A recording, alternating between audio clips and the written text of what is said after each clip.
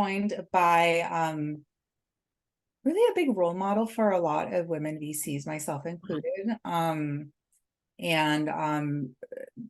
so excited that I get to start a year's investor forums with you, Anna. I don't know if like founders realize that even as VCs, we need our own people that we can go to for advice, for mentorship, for like asking the stupid questions. And I feel like Anna has become one of those for me. And so I'm really excited to host you today. I'm going to read a little bit about you. As you all already know, Anna is a partner at M13, a venture capital fund in LA investing in market expanding technologies. She focuses on B2B marketplaces, e-commerce infrastructure, and AI-enabled productivity and work tools. Anna was named one of Forbes 50 over 50 last year for her leadership in venture capital, and she chairs PledgeLA, an initiative to increase diversity in the LA tech community.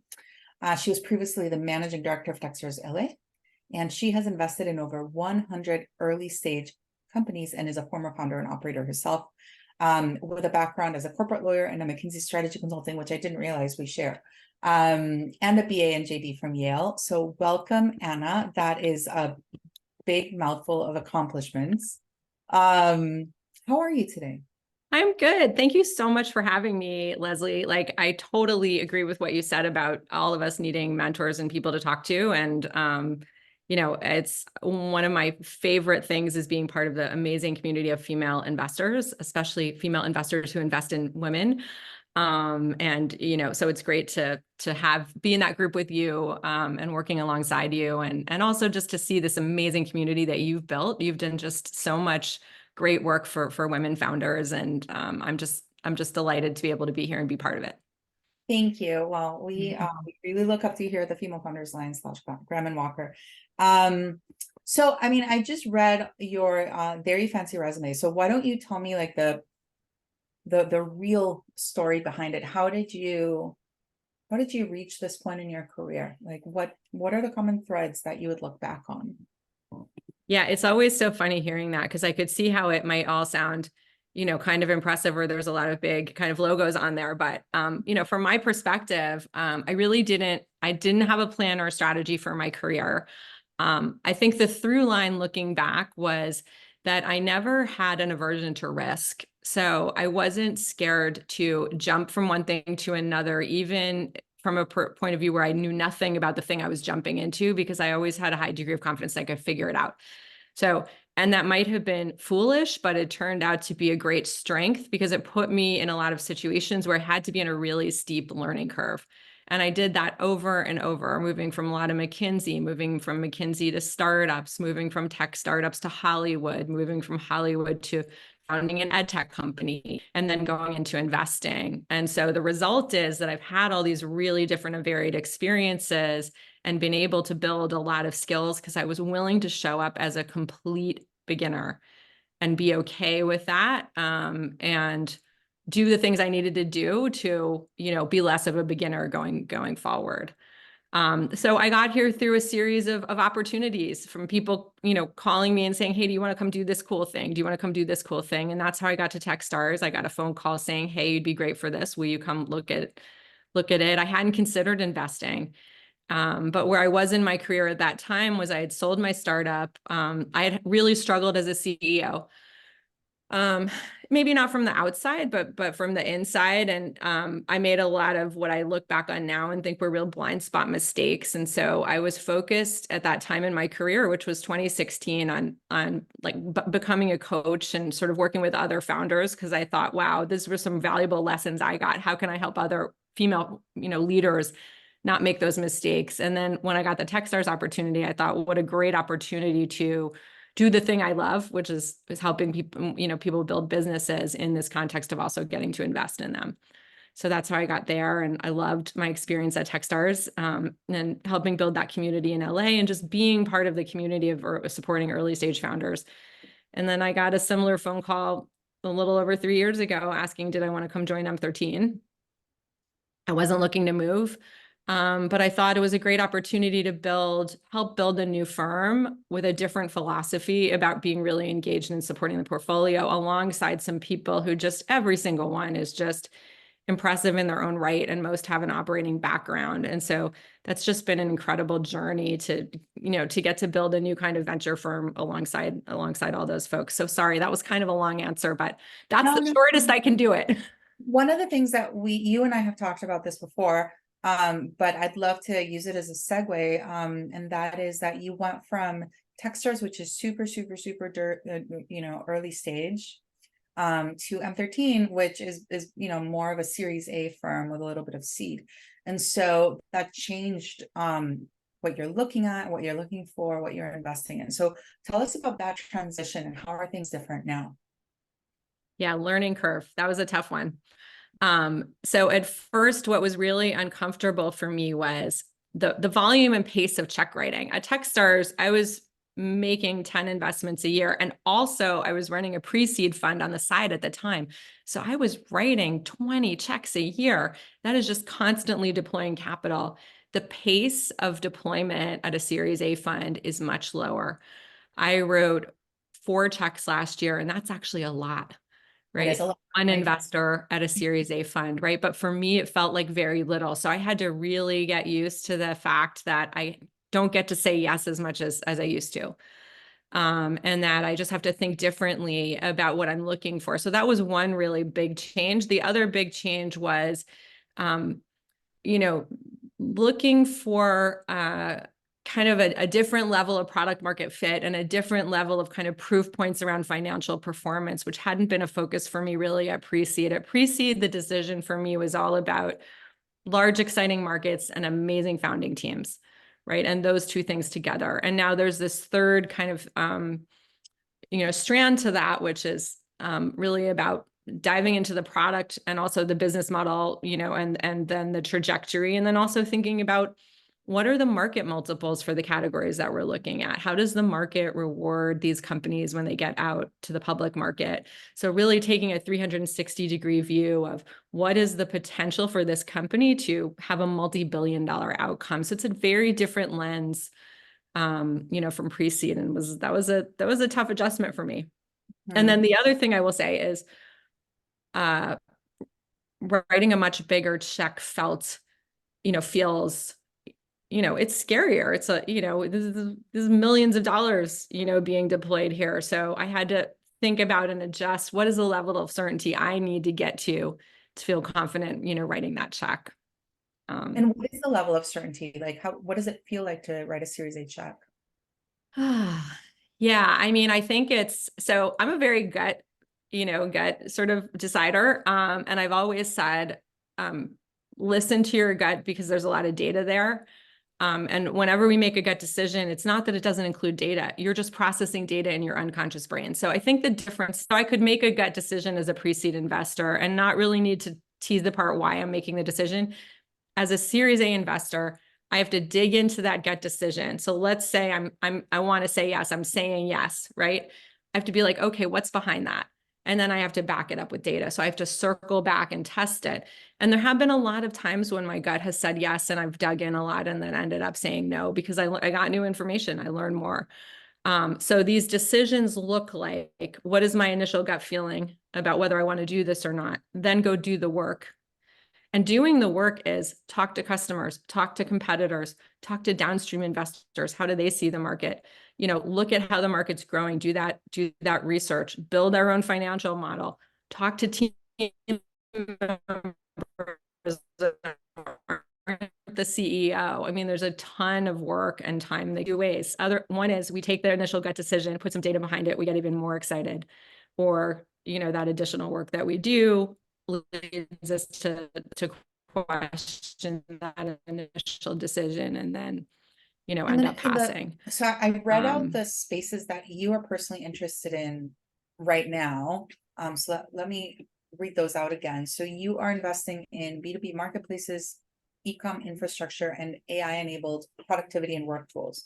So I want you to tell us a little bit more about those, because I think that folks in the audience want to know, are you the right investor for them? But also touch on what is the rest of the M13 team looking at? Yeah, sure. So in terms of M13 as a whole, we invest across 4 pillars: work, health, money, and commerce. And within those pillars, we tend to be way more skewed B2B. We do invest in some B2C business models, but way more B2B. We're looking for really enabling technologies. So like in healthcare, take as an example, we do have some companies that we invest in that are healthcare delivery companies, like Forum Health, which is an amazing company in our portfolio that addresses obesity. And that is, dealing directly with patients. But a more typical investment would be something like Canvas, which is an ERM, which is a technology layer. So think about that technology layer as more where we like to live rather than sort of the fully integrated, like consumer touching platforms. In terms of ecomm, we love tools that help direct to consumer brands be more efficient and effective. We love marketplaces. We have a company called Pietra that helps brands launch new products. That's a fully integrated supply chain and sales channel process. So that's a company that Brent Murray on my team invested in. And for me, I'm really attracted to B2B marketplaces because I love operational complexity. And, we're always thinking, investors will always say to you, what's the moat? It's like so annoying. It's like, I don't know. The moat is just, I'm good. But you really do have to have an answer to how are you going to build a moat and win the market. And they're technical moats and things like that. And that's mostly where people look. But I look for operational complexity as a moat. If you can figure out how to do something that's super difficult and complex and do it well, it's really hard for someone else to crack that. So one example of that would be Source, the company that we're invested in together, which is based in Portland, which is awesome, which is a procurement marketplace for furniture, fixtures, and equipment for the commercial construction industry. Just a really difficult problem with a lot of moving parts and different pieces. And there's a lot of tech there, but really it's, having solved that intermediary problem, that's a very operationally complex problem that I find interesting. Or another example is Max Retail, which is a marketplace for unsold inventory. So taking items that are sitting on the shop floor in a local retailer, aggregating them, and then piping them into places like Saks.com, shop premium outlets, primary online sales to help a small shop owner get rid of their unsold inventory, but get a really good return. So it's using technology to create a market where there wasn't one before. Mm-hmm. How do founders know that you're the right investor? Like both for M13 specifically, but also like in general, how does a founder know who the right investor is for them? And even as a preamble to that question, I think it's just important to acknowledge that particularly in this economy, there's a big imbalance of power between the founder when they're going out to raise, and you kind of feel like you just need money, and so it's like any money. But that's not right in the long term, right? So like, yeah. How do founders think about who the right investor is for them? And then if you can answer that question, whether that changes stage wise, having you, because you have worked with founders through those 3 very early rounds. I'm wondering if like there's a change that happens on who the right investor is for you. Yes, I think that's a great way to put it. I think at pre-seed, there is a much wider aperture for each investor about what they'll invest in, because most pre-seed investors don't have a really tight vertical focus, and they are much more focused on finding founders that they want to work with. So I think at pre-seed, you can go really, really wide. And they'll tell you, and all good pre-seed investors get a lot of deal flow, so they have a way of evaluating the company and getting back to you in a timely manner. So at pre-seed, I think, find out who's actually deploying capital is really the most important thing. And then if they have usually you can get enough information just from their website. And that's enough, I think, to go out and make an overture to them. As you go into seed and Series A, you get more specialized investors. So the problem with this question and with this problem is that to really do it right takes an incredible amount of time, right? So what I would do is, let's say you really had all the time in the world. Let's say time is not a constraint. you go to the website, you look at the portfolio, you look at the portfolio by partner, and you try to understand what is this particular partner's philosophy, and have they invested in companies with a similar business model to mine? And do they seem like they are actively writing checks right now? And then you choose who, based on that analysis, is the right one. Who has time to do that? You don't have time to do that.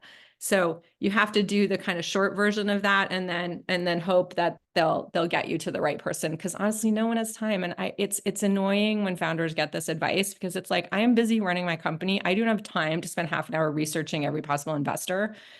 And the investors will do a little bit of the work for you. Like, I am never annoyed or put off if I get someone sending me something that I don't invest in. I'll 9 times out of 10, what I'll do is I'll say, hey, this isn't a fit for me, but it's good for my partner, or here's another investor for you to talk to. So I think it's much more about kind of, getting it out there and just starting to connect with people. And there's a lot to actually meeting the investor and seeing how you get along with them, and how you what kind of rapport you have, because you end up spending a lot of time with your founders afterwards. Absolutely. I mean, so much of it comes off to that. I can't tell from an email whether we're going to be a good fit relationship wise. Yeah. Right. And so that first phone call is so important. And my favorite first phone calls are ones where there's a lot of interchange and interplay, and I'm finding myself coming up with ideas and getting excited myself about the potential of whatever the founder's building. And that's kind of what you're looking for, that connection where that investor's like engaging with you themselves, as opposed to just asking questions. Why? So you did 4 deals last year. I want to talk about how you source them, and but also, like, out of those 4 deals, how many came in, like, had you been tracking them for a long time? Or were they just sort of founders out raising and you learned of them as they were raising because they came to you or somebody referred them to you? Like, what is that time period before your commitment look like? At my stage, almost always companies have existing institutional investors on their cap table. And so my best source of great referrals is my network, what we call our upstream network, because if you think about it, it's like a river of capital, there's pre-seed, seed, A. And so all the deals that I did last year were referrals. And in the case of Source, I had gotten to know Nicole a year, I think at least a year before we actually invested, was introduced by another investor. And I'd been kind of tracking the company and checking in with her every once in a while, right? And that's always a really nice way to build a relationship over a long period of time. And so that's my best source of capital, is just people like Graham and Walker, letting me know about companies and making the introduction, and then allowing me to build a relationship over time. But I read everything that comes into my inbox. I read everything that comes into my LinkedIn, and I try to respond to absolutely everyone. So because there also can be amazing companies that just don't, I don't happen to know their investors, or they don't have institutional investors that could also be a fit. Of the other deals, were they also founders that you had been in touch with for a long time?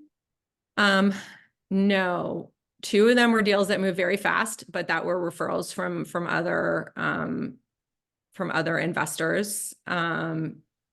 And one was a company that fit a thesis we'd been working on for a while, and we didn't know about the deal, and we kind of jumped into it at the last minute. But it was because we were sort of prepared, because we had been, kind of researching the space for a while. And how many deals did M13 do as a whole? We did 10 deals last year. That's a lot. Yeah. Awesome. Not a lot we of did 12 the year before. Yeah. So we've been pretty consistent. There's 2021 was the biggest year for deploying capital. That was just the crazy year of the peak. We did about 12 that year. We did 12 in 2022. We did 10 last year. So it's been pretty consistent. Mm-hmm. So you're sourcing your deals primarily from your upstream network. That's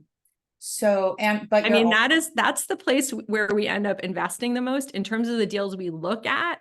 The biggest category is outbound. So we research and we find out about companies and we go out and we look at them. Yeah. So you're doing like very very active outbound strategy. Yeah. And I think that like founders will sometimes tell us like, hey, I'm getting all this like inbound, or for them, it's inbound, from investors. Should I take it seriously? So what is your answer to that? If you're not, I mean, they're hearing from a lot of investors. Is that real signal? Yes. And it's also something you have to be very careful of. So there can be this thing where a lot of buzz develops around a company and everyone is inbounding, and I think if founders get ahead of their skis and they kind of like that interest will wane pretty quickly if people get in there and they're like, oh, you don't actually have the metrics we're looking for. And then you have a situation where you've had this like wave of interest and it's like passed because you didn't actually have what they were looking for. So what I would do is get with your existing people, who's ever on your advisory council, right? And be like, I'm getting all this interest. I want to manage it well. Am I ready to have these conversations? And there's a way of having a light coffee chat or check-in without really sharing too much about the business performance and letting people know you're excited to talk to them, but you want to engage later about the round, and then sort of queuing them up later to, so build the relationship, don't blow them off, but understand that you're not really ready for them yet. And so you want to kind of put them off. And the tension is they're going to want to dig in with you early because they kind of want to get to a yes or no, right? It's not that they wanted to make a decision, and you want to have them make a decision on your timeline, not theirs, if that makes sense. Yeah. I mean, I feel like, anytime, right, like if you, get a job offer or get a term sheet, or right, like get into like, people want you to act really, really fast, but you're in control, right? Like even if it doesn't feel that way. Totally. I mean, I think that's the most important thing to remember is, I mean, I just said this to one of my founders. It's like, run the process. Don't let the process run you. Yeah. Right. So you tell the founder when, I mean, you tell the investors when you're going to start taking meetings, right? You tell them when your deck's available. You tell them when the data room's open. Like you run it, right? Yeah. They'll wait. Yeah. They'll wait. And if they're interested enough, they'll wait. Right. So that's right. Everybody loves a good mystery. So you're getting all of this, you're getting referrals, you're doing outbound, and you're reading your inbox. What makes an investment opportunity stand out? Outside of, it fits my thesis. What makes it stand out? I hate being asked this question too, by the way. Yeah. Like I mean, but it's such a good question. Look, I love seeing like founder market fit in action. Like I love seeing someone that has a unique insight about an industry, like, and because of their past experience, and that's given them like an idea of how to solve it. Right. So, and if you look at like any of the companies, the bigger investments that I've done recently, they all fit that model. So the CEO of Max Retail was a small shop owner, and she was also a brand representative. So she saw how hard it was in these small shop owners to deal with all their cash being tied up in unsold inventory. Right. So then that perspective led to her to invent this business that doesn't exist anymore. Same thing for Nicole, the CEO of Source, right? She just understood that problem of how hard it was to buy stuff for commercial construction projects, because she was a designer. And Jessica Chang, the CEO of Upwards, which we're in the process of closing the Series B round after the A that we did with them 2 years ago. She had been an owner of a preschool. And so she's solving childcare for employees across the country. And she just saw that so I'm looking for that fresh perspective of this is my personal experience and how I translate that into a business opportunity. That's what gets me excited. So then the next step is, you're going to meet with a founder. Let's talk about how founders should prep for that. Is every meeting a pitch meeting? How do you prepare for that? And like, how do you know? Depends on if they're raising or not, but if it's a pitch meeting, but it's always really good to just be prepared to like, tell me all about the business. Like, why did you start it? How is it going? Right. These are like the thing. I just want to understand it from the inside out. And so the more information you could share. And also, like, what are you working on now? Like, I love to ask the question, like, what are you trying to solve for next? Because every startup is like it's like a series of like posing a hypothesis or a question and then like figuring out the answer. And then you go to the next one. So I want to know kind of what are you trying to figure out now? Like, are you trying to figure, and also the order in which you figure stuff out has a lot to do with how, if you're going to be successful, meaning very early for any company, what you really need to do is get a few customers using your product, then figure out how to make them stay there. And if you start figuring out how to grow before you figure out how to make them stay there, you're not going to have really like a lot of luck. So some people need to stay in that early part, and it's like really hard because you want to move on to growing, but you're not ready. And so I look for that too, is like, have you figured out the bottom of the funnel and the retention and how people, is this product and sticky and people want to stick around before you start trying to, add more to the top. So it's almost, you're almost answering the next question that I wanted to ask you, without using jargon, which is like, what are the metrics that are important to you? Yeah. Yeah, great question. So if you're thinking about, I guess, so let's answer like first for pre-seed, which wouldn't be me. But me, if I were doing pre-seed, I what I'm looking for is like a really specific use of funds of what kind of early product are you going to be able to launch and what kind of feedback are you going to get with the money? Because I'm asking in my mind, is this going to be enough to get them to a seed round? Or are they going to have enough proof points? So that's it for pre-seed. Going forward from Series A, I am looking at retention. So, how many customers are sticking around from month to month? Like that is probably the most important thing. And then unit economics, like, is every customer profitable? So I'm really focused on those. And then I want to know that you have a good game plan for growth. The growth doesn't have to be there yet, but there has to be like a really solid, believable plan for how you're going to add to the existing customers. What about traction? So like, what does traction mean in this market at the pre-seed, at the seed, and at the A? So pre-seed, I think it's still okay not to have traction. I think for seed, you have to have some revenue, repeated revenue. So not recurring revenue, not all revenue is recurring, but repeated, growing revenue, somewhere for a lot of seed funds, 500,000, is sort of a benchmark, I would say. And then for Series A, I mean, I think one of the tough things is it could be different for like a SaaS company versus a transaction-based or a marketplace company where it would be higher. So for a SaaS company with very big contracts, maybe $1 million is okay in terms of revenue run rate. But for a marketplace or something where it's transaction-based, it might, be 2 million to get to a Series A. So, it's one of those, like, it depends answers. And the other thing I will say, this is a really important point, velocity matters a ton. So a company that is at a 3 million run rate, but they took 5 years to get there and they've done 3 seed rounds is not very interesting, to be honest, like, unless there's something that they've just unlocked, which has changed the trajectory. A company that got to 3 million in 2 years on 1 seed round, super interesting. Right. So, and if you translate all those to pre-seed and seed, and look, I know that's impossible. It takes as long as it takes.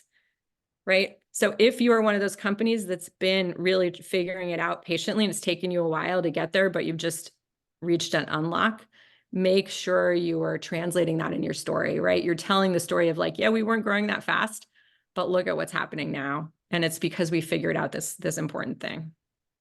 I think that's so important in terms of like, even we give a lot of pitch advice, and there's so much pitch advice out there in the world, including the amazing resource that you guys built for founders. But one thing that I want founders to remember is that, like, you have to make the data work for you, right? Like, you have to tell the right story with your data and tell a story that is intellectually honest.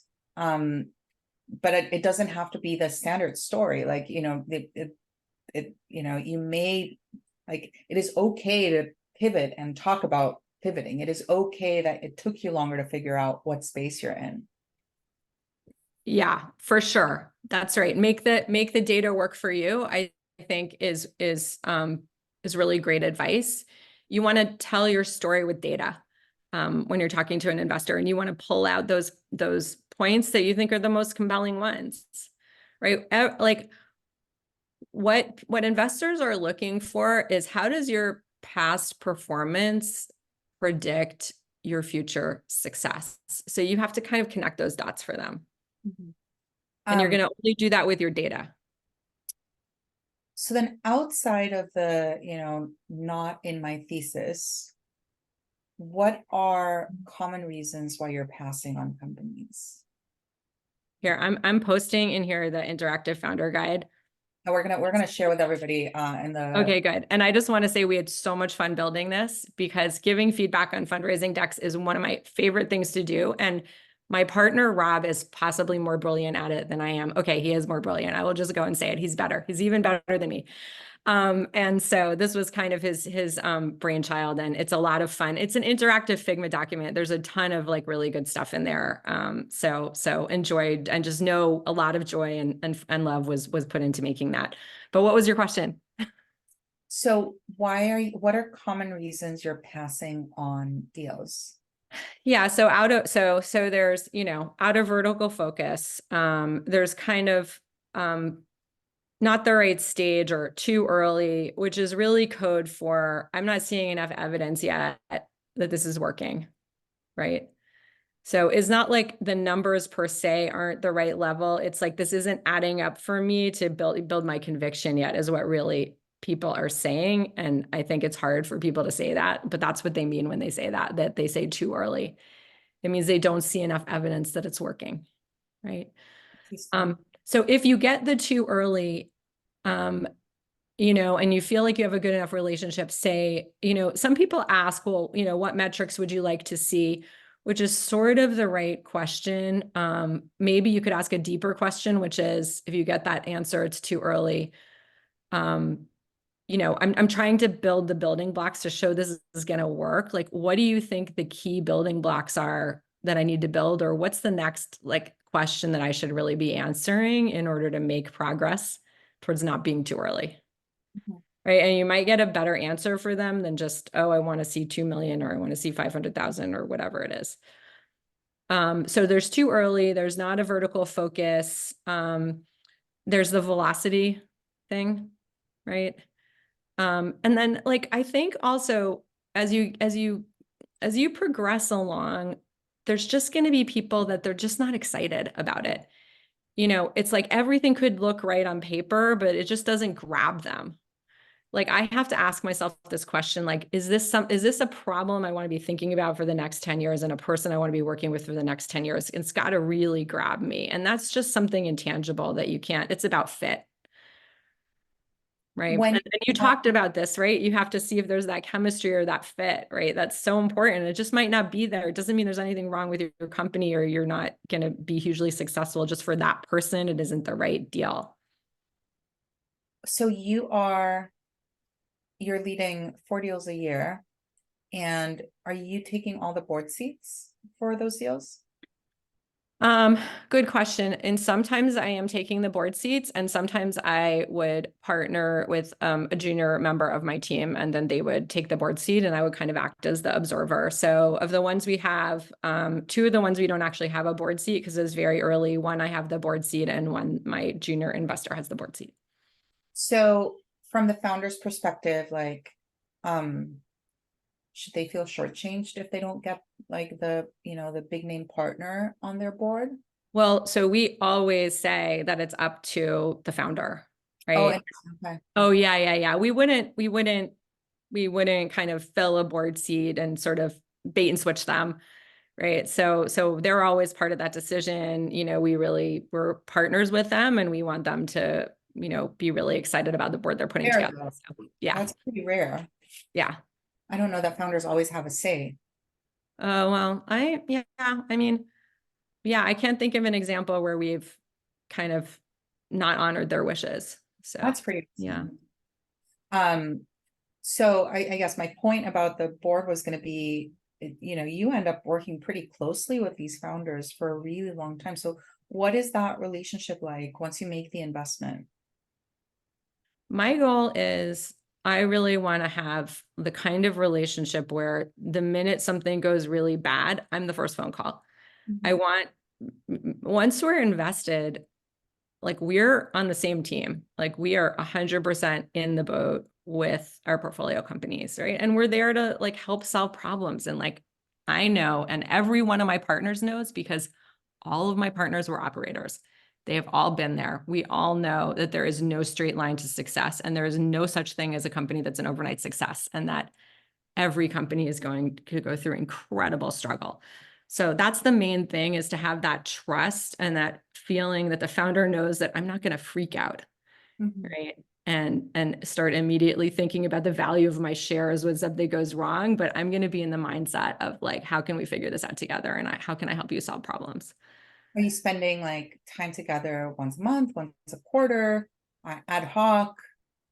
Most of my founders I talk to like regularly, every other week would be a regular thing. But I mean, honestly, we're texting a lot, and we're just like in constant communication. It's not just me. I mean, I think that's a really important thing to understand about any venture fund that you get involved with, is what is the sort of how do they interact with founders? So a lot of them are kind of like this model where you go through your partner or whatever to access all the other stuff. At M13, we have this more the founders in the middle, and then we all are kind of gathered around them. So all of the companies we invest in have independent relationships with other folks at the firm. They're doing projects, they're doing work, they have meals, they have meetings that I find out about later, and it's all amazing because it's just helping our companies be more successful. So it's not just about that one-on-one relationship. It's really like the entire team, that's building those relationships across the portfolio companies. And do you ever get to the point where, do you or your partners ever get to the point where they just give up on the founder? No, I wouldn't say we give up at ever. I would say we have to be judicious about kind of how we deploy our time, right? So we try to give our help in the place where it's the most helpful, right? And, but yeah, no, I mean, we've seen some amazing turnarounds happen in the portfolio. So we, you never say die. Never count someone out. Never count someone out. So let me ask a more fun question, because that was kind of a downer of a question. What are you excited about? What am I excited about? Oh my God, I'm excited about so much right now. I mean, look, everyone is talking about contraction in the market. Look, it was a terrible year last year for venture capital funds. Like there were fewer new funds raised last year.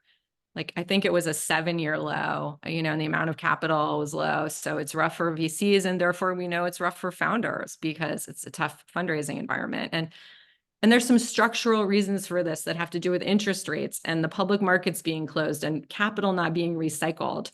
So this isn't just people not wanting to deploy capital. It's actually sort of a structural issue with this part of our industry that we very much hope will change this year. We're seeing some bright spots. The market is improving. The public market performance is improving. We think the IPO window is going to open. We think we'll see more M&A here. We're hopeful that interest rates will come down. So all of that. So we do think that will unlock, venture a little bit, and also unlock fundraising for venture capital firms, which will have a lot of benefits for all of us. But what I'm excited about is I think it's a great time to found a company. I think that the AI platform shift is going to create a new wave of iconic, really interesting companies. It's going to change how we use software, even maybe how we organize companies. And so there's just a lot of exciting things to invest in. And it feels very early days. It feels like, when the cloud first emerged and a bunch of the big cloud companies first were formed, or mobile became a platform, or even back to the dawn of the internet. I was at petstore.com in 1999 during Internet 1.0. And, we all know how that turned out. But nonetheless, it was an exciting time. And the result of that platform shift was, a lot of the companies that we know and love today, the Amazons and Googles of the world, that kind of brought us onto the internet. So I feel like we're in that same kind of time period. It's a very exciting place and time to be working with early stage founders. So with that in mind, it is a harder fundraising environment, and it has been for a while. And you're talking to a group that most of this group never actually had it easier, never really partook in the high times. People don't throw money at, well, certainly they don't throw money at me, but they don't really throw money at most women founders. And so how do you, like, what advice do you have for founders to navigate this moment? Yeah, I mean, so I guess it's kind of the same way I think about it from an investing point of view, right? We were investing smartly and conservatively when the market was going crazy in 2021, and we're investing smartly and conservatively now. So from the founder perspective, it's like, don't get too excited when it seems like every company is getting money thrown at them. And I respect that. I don't think any founder necessarily, even in 2021, felt that, and female founders least of all. So from the founder's perspective, it's always hard to raise money. It was hard then, it is hard now, right? And so I guess the advice I have is, there's one advantage, I think, to being a founder today as opposed to maybe 10 years ago, or definitely 20 years ago. And that is that you can launch a product fairly inexpensively because there is so much technology available to kind of test your idea without having to build something from scratch. So be smart about how you can get something into the market and try it out at a very low price, number one. Number two, I would say people first, money second. Surround yourself with amazing people. Bring in people as advisors, bring in people as partners to work with you, right? One thing I look for is the Pied Piper founder, the founder that has that trail of amazing people that want to follow them. If you establish that you're one of those founders, then people who are check writers will want to come be part of that crew that's following you. And then just, be very clear about why you're doing what you're doing, and keep your product strategy as close to that initial motivation as possible, right? Stay close to that story about why you, why this, why now. There's a ton right now of sort of me toos of AI for this, AI for that. Like, that's not very interesting if it doesn't come from a place of being really grounded in who you are as a founder. Yeah. So I don't know if that's helpful. I mean, look, there's no like magical unlock for this process. It's just, it's just hard. But I mean, I know so many founders who pitched 280 people, 175 people, right? And then they were successful. Yeah. And part of it is you get better. Every meeting makes you better. Every no makes you stronger. You learn something new from each one of those opportunities. And part of it is just, finding the right fit. Yeah. And there was an interesting commentary recently around like, some companies shut down when they run out of runway, but more companies shut down when they run out of emotional runway. And so how do you, like, because you're also an executive coach, right? And so let's talk about the human side of this. Like, as a VC, right, I have to fundraise too, and like I go onto panels just like this one to listen to LPs talk about how I should be pitching them. And like, I sometimes wish that they acknowledged that, like, sometimes I should just not pitch them, right? Like, I am not right for them. I should stop. I should not waste my time. And what does it mean to use your time properly and make sure that you have the right thing for you? And like, I think for founders, I'll start with my answer, which is like to always remember that you are not your company. Like, you are an amazing, precious human that is like loved and cared for and safe, hopefully safe. And your company is an entity that you are running. But like separating those two things in the process of fundraising and like facing, the possibility of failure is not actually going to break you, because you are not the one that fails, the company is. So that's, at least from my perspective, like, that is such a good point and a great framing, Leslie. And like, I want to speak to this because I ran my last startup, Scribble Press, probably 2 years after I had run out of emotional runway. And it was because I couldn't accept failure. Like, that was not an option. right? And I did eventually sell the company sort of by breaking it apart into pieces. It was not exciting for anyone involved, but I like felt like I couldn't, and I couldn't extricate me from that. Right. Yeah. And I look back on that time and I'm like, I wish I could have had that 2 years back because I wasn't doing anyone any good at that point. So I think it's a really important point. I have a portfolio company. I just called the CEO and I said, I'm worried about you. I don't think this is good for your health. I don't care about my equity. I think you need to stop, That's and I really want you to think about that yeah. because you can't keep, she wasn't paying herself. And it's just, there's a certain point at which it is time to just be able to move on. And look, the times I've failed in my life are the greatest gifts. And I know that's a hokey thing to say. And someone said it to me. So I got fired. So I think the biggest one is the time I got fired. I got the kind of fired where they give you a box, you load your stuff, and the general counsel walks you out the door. Like it was bad. It was bad.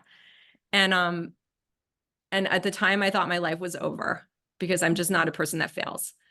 And looking back on that, I was like, wow, that job wasn't a great fit. I didn't have a good working relationship with the CEO, and it gave me this open space to like really think about and figure out what I wanted to do next. And that's when I started thinking about becoming a coach and started working at Techstars, and it was like the biggest gift of my life. And also just to be able to see that I could fail and have it be okay. Right. And then go on later and have more success. Right. I think that's especially hard for women, right, who are trained to achieve and people please, and that failure is not an option. Right. And so just like getting over that hump sooner so you can go do the next thing, I think is going to be a real gift to you. And like your investors are not going to be as upset as you think they are. Right. They're going to be okay. We have a portfolio construction for a reason. And I would way rather see people, acknowledge that it's the end of the line for them and there's a different point for everyone. It's not the same for everyone, and that they're ready to, put it to bed and go on to the next thing. The other thing that I don't see, and then I'm going to move on to the comments, but I want to kind of dig in on this point, because the other option at that point, when you're out of emotional runway or when things are just not going right, that I personally wish more female founders did, was pivot big. Right? Like the big audacious pivot. Why do you think folks are so scared of it? And like, how do you think about, is it okay to try something new? Like when is it okay to, admit defeat on this thing? Because I think part of the problem is you're out pitching for 3 years and you're like, this thing is going to be successful no matter what. And then you kind of have to go back on your word and like, eat a little, Yeah. I guess. So it's like playing not to lose as opposed to playing to win, right? And so Yeah, it's like playing small. So that thing about not wanting to change your story is just playing small. yeah. Right. And it's like squinting and looking at it from the side and going, well, maybe if I just do this little tweak, it'll change. But you kind of know that that's not true. And what you really need to do is rip the Band-Aid off and just do something completely different. Yeah. I swear every single great company has done that. Do you know that Goat started out as the sneaker marketplace started out as a restaurant reservation platform for groups of people to go to dinner together? No, so first of all, I have seen that specific pitch 15 times. And no, I did not know. I mean, okay, so they had to go to their investors and be like, hey, guess what? The restaurant thing not happening, but we're going to do a sneaker marketplace. Right. And I think a lot of women don't have the courage to do that. Right. And so you got to go big or go home. This is a business where we're looking for winners. We're not looking not to lose. Yeah. So yeah, that is really hard. Right. And that's when you need to call your small council of friends and supporters and like get them to prop you up to go do the big thing. And to be fair, I will say, like, when you do that, either sort of shut it down or make a big pivot, like, it's possible that some of your investors will be upset. And my answer is like, oh, well, this sucks to be them. Like, we're all grown-ups here. There's reasons why we have to like sign a sheet that says that we're either accredited or qualified or that we know what we're doing when we're investing. So, it just sort of signal that you don't need to take their money the next time around. Totally. I mean, when we went, so my startup, the one that I did for 2 years too long, we went digital after we were a physical retail concept, and the iPad came out, and I was like, we have to launch an iPad app because it was about kids making books. And one of our investors was not supportive, our biggest investor, to the point where, she was maybe using foul language in a board meeting, about the strategy and stuff. And it's like, okay, well, it's like your responsibility is to create value, not to follow one person's direction. I love this conversation. I like really, really want to continue. Because I feel like when I threw out the script and that we had in front, I just started talking about how hard this stuff is and the real human side of it. Like, it's just a much more important conversation, I think, for founders to be able to like hear that, like, hey, it's not all perfect and up and to the right. And like, we say that we just want to see the traction, the velocity, and like the good metrics and all the stuff and like product, the founder market fit and product market fit. But like the actual, like what it takes to do that is, really messy, really, really messy. Okay. I have a lot of questions here that have been coming in from the audience. Jenna, can you help me highlight, a couple that are, there's a lot of text here, so just highlight a couple that I should focus on. I think I will start with, I'll start with, somebody was asking a very tactical question about how do you think about diligence and investment committees? Like, how do founders prepare for that? So, I mean, it depends what stage, but it's always a good idea to have a data room prepared in advance. So nothing slows down a process than if you get a data request and then it takes you 2 weeks to go and answer the questions or gather the material. So I would say just know upfront what they're going to ask. I'm sure you have in your community this resource, Leslie, of, how to put together a data room, or you can sort of share some resources with people about like, just make sure that's done in advance. And then if you're going into investment committee, I mean, whoever is sponsoring you, if they're doing a good job, they should prep you for what's going to happen in that room, right? And they should give you tips for what to talk about, what to focus on, what's going to happen in the meeting, what kind of questions to be prepared for. So just make sure you do the prep call with the person that's bringing you in, to kind of, so you understand the lay of the land and what those, because every single one of those rooms is different. So you need to get that specific prep. There's a question here in the chat that I love. On the topic of velocity, is it risky to build in public because you can't restart the clock or control the narrative? And I think the bigger question here, because I think the build in public generation, like on the one hand, there's definitely advantages to it. On the other hand, like there's a real risk.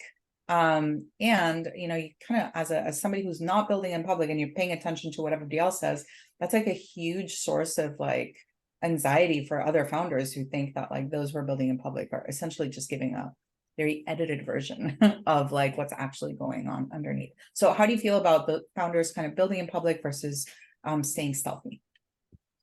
I mean, I feel like it's a category question, really. I think building in public for something that's consumer facing is pretty helpful because it also helps you acquire customers.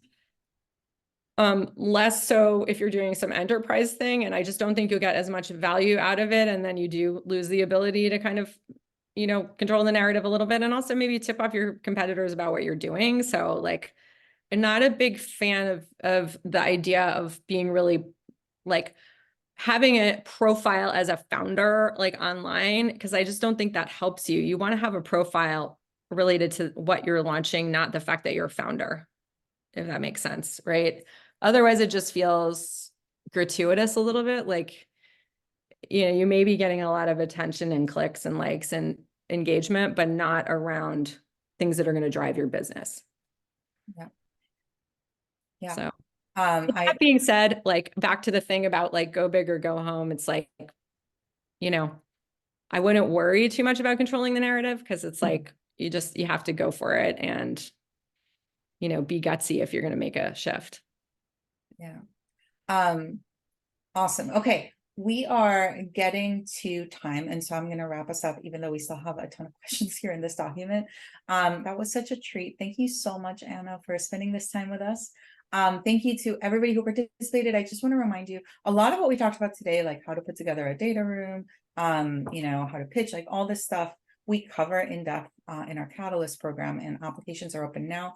And I also just want to tell all founders that like I want to see what you're building. So like, You know, please don't hold back, send applications. It's an amazing program.